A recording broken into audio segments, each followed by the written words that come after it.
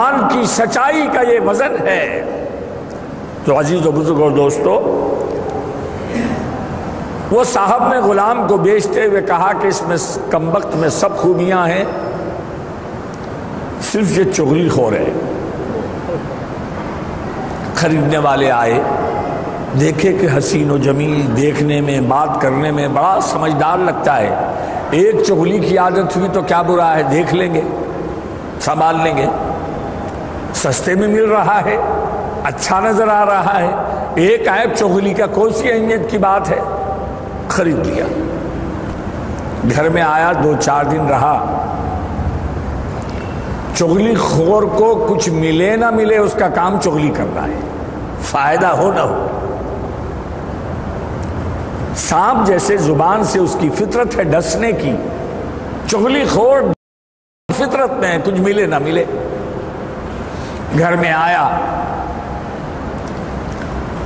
آنے کے بعد 2-4 دن کے ہی اندر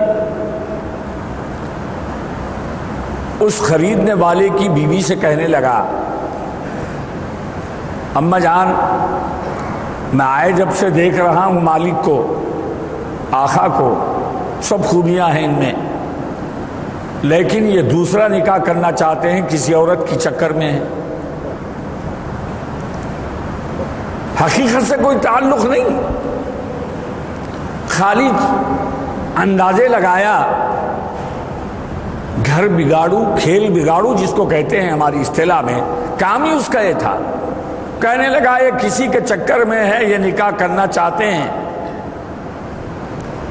تو عورتوں کو سب میں بڑی پریشانی شوکت سے ہوتی ہے، نام نہیں سننا چاہتی، سب میں بڑی آفت سمجھتی ہے کہ دوسری عورت گھر میں آئے۔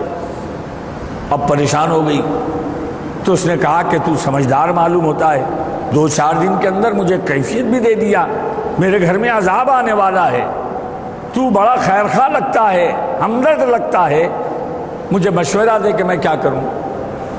تو اس نے کہا میں ایک ترکیب بتاتا ہوں، جب مالک سو جائیں آپ اس طرح لیں، ان کے داڑھی کے 2-4 بال کاٹ کے رکھ لیں، اس کے بعد میں ترکیب بتاؤں۔ اب سوتن آئے گی، سوکن آئے گی، وہ بیچاری ڈر کے اسے مخلص مان کر اب اس کی بات پر عمل کرنا شروع کر دی۔ ادھر بیوی کو یہ مشورہ دیا، بیوی کو مشورہ دیا، ادھر مالک سے جا کے کہنے لگا آپ کی بیوی جو اہلیہ محترمہ ہے، آپ اجازت دے تو عرض کروں، یہ کسی دوسرے کی چکر میں ہے، یہ کسی دوسرے کی چکر میں ہے۔ پھر کہا کہ آپ کی جان کے دشمن نظر آتے ہیں، وہ آپ کے جان کی دشمن لگتی ہے، میں نے اپنی فراست سے پہچان لیا ہے کہ یہ ہونے والا ہے، آپ کی جان کو خطرہ ہے، اگر یقین نہ آئے تو مجھے یہ اندازہ ہو چکا ہے کہ آج آپ کی جان پر کچھ گھات ہے، حملہ ہوگا، آپ سونے کی اداکاری کیجئے اور بناوٹی نیند پہ جائیے، پھر دیکھیے۔ ادھر بیوی اس کو مخلص سمجھ کر اس طرح لے کر اس کے مشورے پہ اس کے پاس گئی، چاہتی تھی کہ بال کاٹے، یہ تو بناوٹی نیند میں تھا۔ آنکھ کھولا، بیوی کے ہاتھ میں اس طرح دیکھا اور اس نے کہا کہ میرا غلام اتنا سچا ہے کہ مجھے پہلے کے پہلے خبر دے دیا، نہیں تو میری جان چلے جاتی تھی۔ جیسے ہی دیکھا بیوی کے ہاتھ میں اس طرح ہے، اس طرح کو کھینچا اور اس کو ذبح کر دیا، عورت کو ذبح کر دیا۔ یہ امام غزالی یا کسی عالم کی لکھی ہوئی حکایت سنا رہا ہوں۔ ایسے چغل خوروں کو کچھ لینا نہیں ہوتا، کچھ دینا نہیں ہوتا، محض اپنی تسلی کے لیے لوگوں کو لڑا دیتے، دوستیوں میں فرق لا دیتے، گھروں کو بگاڑ دیتے، بھائیوں میں افتراق ہو جاتا ہے، دوستوں میں افتراق ہو جاتا ہے۔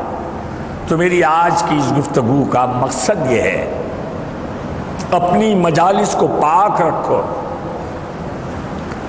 اور اگر کوئی ایسی جرت کر دے چغلی کرنے کی، ایک وقت اس کا دل توڑ دینا 20 مرتبہ کے تکلیفوں سے بچ جانے کے برابر ہے۔ منہ توڑ اس کو منہ بند کر دو، اس کو کہہ دو کہ مجھے تیری حاجت نہیں ہے، یہ عمل مجھے پسند نہیں ہے، اگر کوئی میرے خلاف کچھ کہا بھی ہے تو میں دیکھوں گا جب اللہ دکھائے، تم میرے سامنے لا کے اس کو بولنے کی ضرورت نہیں ہے۔ تو عزیزو، یہ زبان سے بڑی بڑی جنگیں ہوئیں، بڑے گھروں کے حالات بگڑے، تو اس لیے غیبت، چغلی، دوغلاپن، دو رخاپن، ان سے بچو۔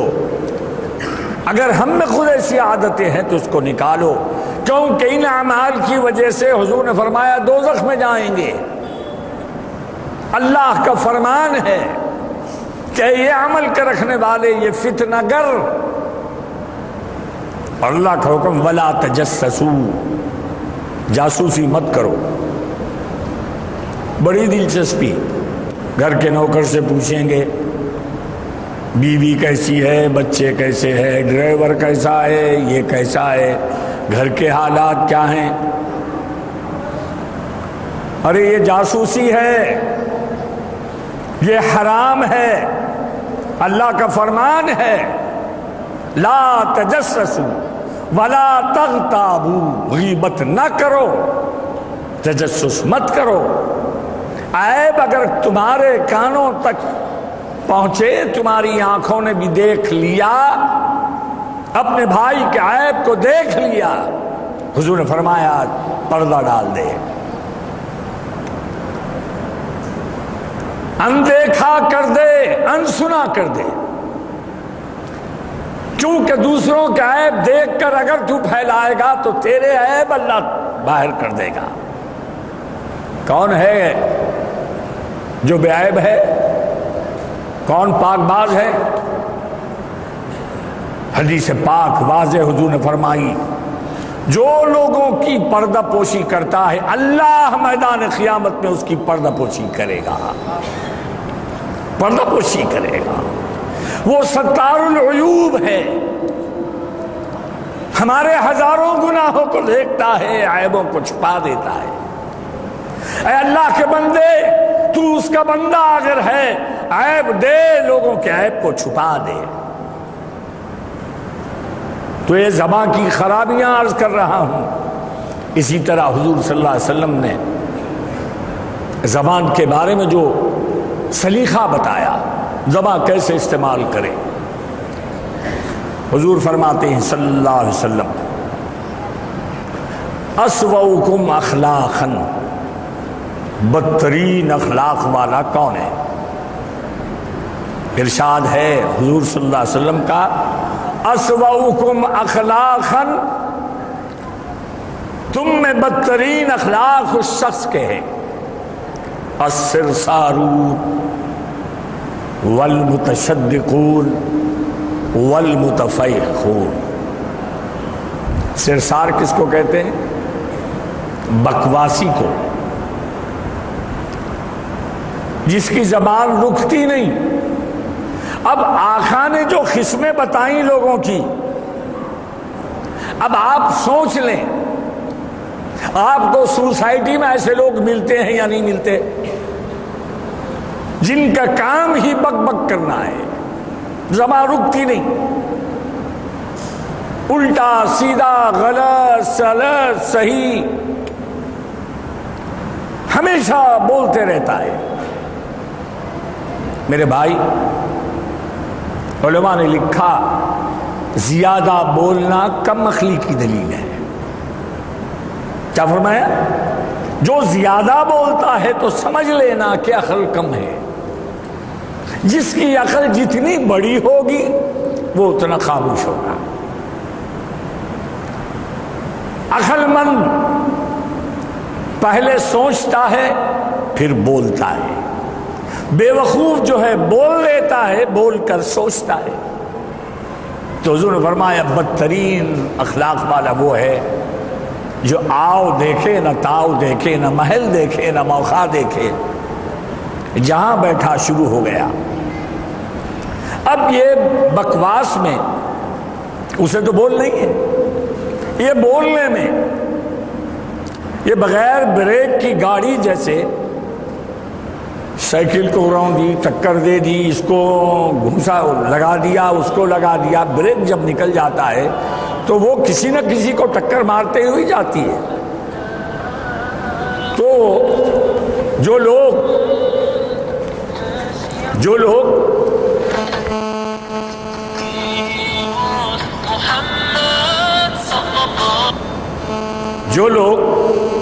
بکواسی ہوتے ہیں، انہیں پتا بھی نہیں ہوتا، وہ گفتگو چالو رکھنے کے لیے گالی بھی دیتا ہے، ہنساتا بھی ہے، جی غیبت بھی کرنی پڑتی ہے، لا یعنی باتیں جس کا کوئی مطلب ہی نہیں ہوتا وہ باتیں بھی کرتا ہے بکواسی۔ اسے اپنی زبان کے جو بول رہا ہے اس کے لیے سرمایہ چاہیے، بولنے کے لیے کچھ نہ کچھ مٹیریل چاہیے، مواد چاہیے۔ کیا کرے گا؟ مواد کہاں سے لائے گا؟ جھوٹ بولے گا، غیبت کرے گا، یہی تو چیزوں سے زبان چلے گی۔ تو اسی لیے عزیز و بزرگ دوستو، حضور نے فرمایا بدترین آدمی وہ ہے جو بکواس کرتا ہے، لا یعنی باتیں کرتا ہے، فضول باتیں کرتا ہے۔ ایمان والا، اللہ والا، حضور نے فرمایا جسے اللہ پر ایمان ہو، اگر وہ بولنا چاہے تو خیر بولے، خیر بولے۔ ایمان والے کی گفتگو حضور نے فرمائی، جس کو اللہ پر آخرت پر ایمان ہوتا ہے وہ جب بولتا ہے تو خیر بولے گا، نہیں تو خاموش رہے گا۔ خاموشی میں سلامتی ہے، بکواس میں گناہ ہے، عذاب کو دعوت دینا ہے، گھر کو، قوم کو، امت کو بگاڑنا ہے، اللہ کے عذاب کو دعوت دینا ہے۔ تو میرا مطلب حضور کے اس ارشاد کے سنانے کا یہ ہے، کم گو بنو، کم بولنے والے بنو، کم بولو، زیادہ خاموش رہو اور خاموشی میں خدا کا ذکر کرو۔ اس کے بعد حضور صلی اللہ علیہ وسلم نے فرمایا، 3 صفتیں بیان کی بد اخلاقی کی۔ کئی باتیں ہیں لیکن زبان میں جو گفتگو کا جو طریقہ ہے اس طریقے میں 3 عیب حضور نے جو بتائے زبان کے، اس میں ایک بات تو جو میں نے عرض کی بکواسی ہوتا ہے، دوسرا کیا ہوتا ہے؟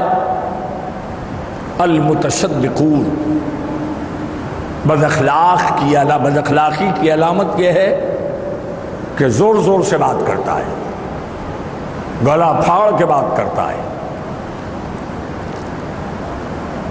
آدمی جب بات کریں نرمی سے، نرم لہجے سے، لفظوں کے صحیح سلیقے سے، اخلاص نیت سے، گفتگو کے اندر محبت کی آمیزش سے، مجلس میں، گفتگو میں اثر پیدا ہوتا ہے۔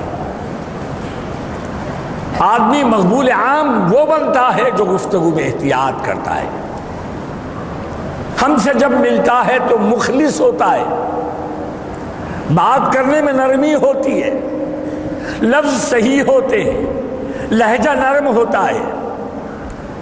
یہ ایک مومن کے خصال سنا رہا ہوں، بات کرنے کا طریقہ سنا رہا ہوں۔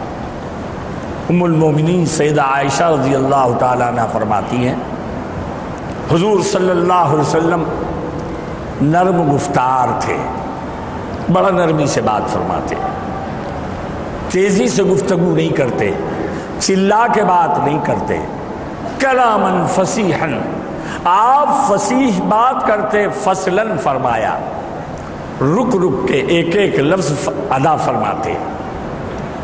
ایک مرتبہ ابو ہریرہ رضی اللہ تعالی عنہ نے ام المومنین سیدہ عائشہ رضی اللہ تعالی عنہ کے سامنے حدیثیں سنائی، بڑے تیزی سے سنا رہے تھے۔ ام المومنین نے ڈانٹ کر کہا، ابا ہریرہ، حضور صلی اللہ علیہ وسلم کے بات کرنے کا طریقہ تم کو نہیں معلوم؟ عرض کرنے لگے ام المومنین کیا طریقہ تھا میرے آقا کا؟ تو ارشاد فرمایا بات کھل کر تھم کر کرو، الگ الگ لفظ بولو، اور مخاطب جو ہوتے ہیں ان کے اندازے سے بات کرو. تکلم الناس علی قدر عقولہم. زبان اور بات کرنے کی جو حکمتیں آقا نے تعلیم فرمائی وہ سنا رہا. کیا مطلب؟ تکلم الناس علی قدر عقولہم. سامنے جو تم جن سے بات کر رہے ہو ان کی عقل کے اندازے سے بات کرو تو بات کارگر ہوگی. سامنے ایک بچہ ہے، آپ بڑی فصاحت سے بول رہے ہیں، ایسی بڑی بڑی باتیں سمجھا رہے ہیں جو اس کے اوپر سے جا رہی ہیں، تو آپ کی بات کرنا، جو آپ کا بات کرنا بیکار ہو جائے گا. گھر کی عورتیں مسائل سے، دنیا کے حالات سے واقف نہیں ہوتی، اور آپ ان کے سامنے جا کے اپنی مہارت، اخبار پڑھے سو یہ وہ سب سنا رہے ہیں. وہ بیچاری اب شعور ہے، گونگی بنی سن رہی ہے. تو حضور نے فرمایا بات کرنا ہے تو کیا کرو؟ مخاطب جو تمہارا سامنے ہے اس کی عقل کے اندازے سے بات کرو، جو وہ سمجھ سکتا ہے وہی آپ سنائیں، ورنہ آپ کی بات نہیں دھونس جمانے کے لیے. حضور نے تیسری صفت بیان فرمائی المتفیہقون. تکبر کے لیے جو لوگ بات کرتے ہیں بد اخلاق ہیں، جن کی گفتگو کا مقصد یہ ہوتا ہے کہ اپنی برتری بتائیں.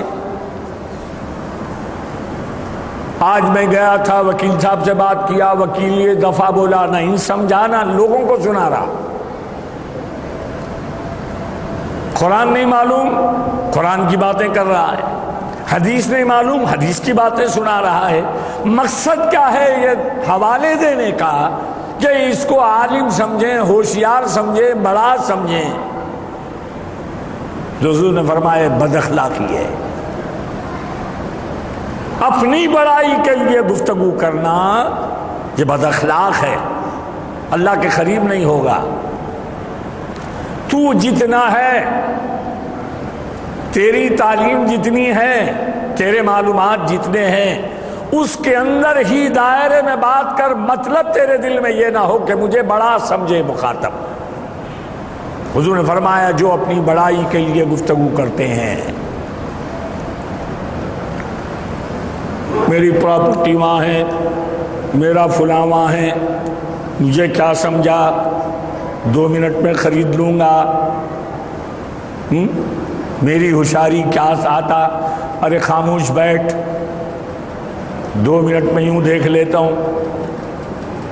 یہ علامتیں، یہ گفتگو حضور نے فرمایا یہ تکبر کی علامت ہے. اور جو لوگ ایسی گفتگو کرتے ہیں، تکبر کی، بڑائی کی گفتگو کرتے ہیں، اللہ انہیں ذلیل کر دیتا ہے.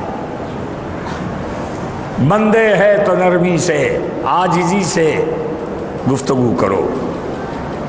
اپنے کو جھکاؤ، اللہ اٹھائے گا. جو خدا کے لیے جو جھکتے ہیں اللہ انہیں اٹھا دیتا ہے. نہ دولت تیری، نہ ہوشیاری تیری، نہ حکمت تیری.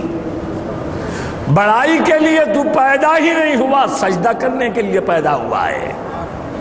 سجدہ کرنے کے لیے پیدا ہوا ہے. جس کو سجدہ کرتا ہے وہ بڑائی کے لائق ہے. تو آج کا موضوع میں یہی کر رہا ہوں، اور یہ ساری گفتگو کا مقصد یہی ہے. اور گفتگو میں، مجلسوں میں عادی ہو گئے. وہ بھی دوزخ میں جانے والا بن رہا ہے اور ہم بھی دوزخ میں جانے والے بن رہے ہیں. نہ اسے کچھ حاصل ہے، نہ مجھے کچھ حاصل ہے. تو اپنے حضور کے ارشاد، قرآن پاک کا تقاضا یہ ہے کہ بات وہ کرو جو فائدے کی ہو، جو نقصان نہ پہنچائے وہ گفتگو کرو. جو نقصان پہنچا رہی ہے، فائدہ کچھ نہیں ہے، خاموش رہو اور اللہ کا ذکر کرو. اللہ سے میری دعا ہے خداوند رحم فرما، کرم فرما، تیرے حبیب اور تو نے جو احکام دیے ہیں زندگی کے ہر گوشے کے لیے، یا الہ العالمین اسے سمجھنے کی توفیق عطا فرما، اس پر جیسے میں کہہ رہا ہوں مجھے عمل کی توفیق عطا فرما، جیسے یہ سب سن رہے ہیں یا الہ العالمین انہیں اس پر عمل کرنے کی توفیق عطا فرما۔ وآخر دعوانا الحمدللہ۔ میں تو عاشق ہوں نبی کا، میں تو عاشق ہوں نبی کا، میں تو عاشق ہوں نبی کا، میں تو عاشق ہوں نبی کا، میں تو عاشق ہوں نبی کا، میں تو عاشق ہوں نبی کا، میں تو عاشق ہوں نبی کا، میں تو عاشق ہوں نبی کا، میں تو عاشق ہوں نبی کا، میں تو عاشق ہوں نبی کا، میں تو عاشق ہوں نبی کا، میں تو عاشق ہوں نبی کا۔ ذکر سرور میں مجھے کھویا ہوا رہنے دو، ذکر سرور میں مجھے کھویا ہوا رہنے